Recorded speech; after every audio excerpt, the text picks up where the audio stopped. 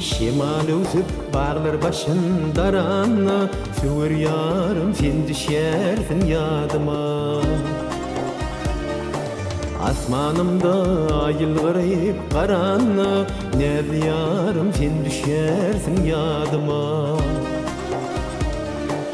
Otu kuşlar ovad edip sayrana, Mahmal sesi giyin dünyama yayrana. Başım senep aklım kalıp hayrana. Mehribanım sen düşersin yadıma, Mehribanım sen düşersin yadıma. Ay aşıklara bakmadı hiç kimse genle, Kalbılham dol yar yar sizin dinle. Eynimler bilen ay cemalın gücünle, Söyün yarım sen düşersin yadıma, Söyün yarım sen düşersin yadıma.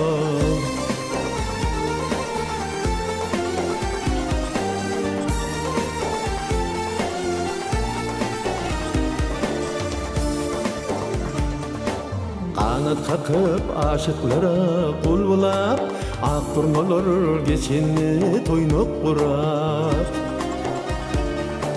Begüller açılıp dökünce gülap, Süvür yarım sen düşersin yadıma.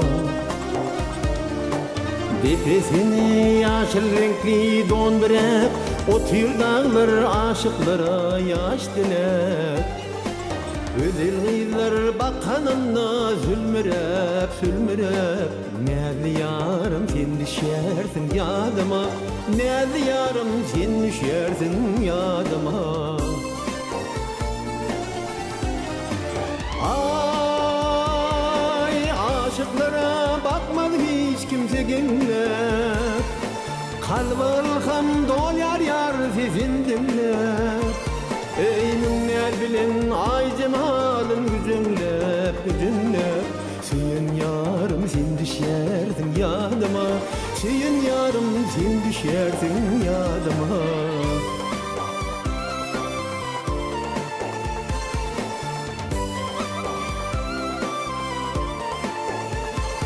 Eynimler bilen ay cemalın gücünle, Süvür yarım sen düşersin yadıma, Söyün yarım sen düşersin yadıma.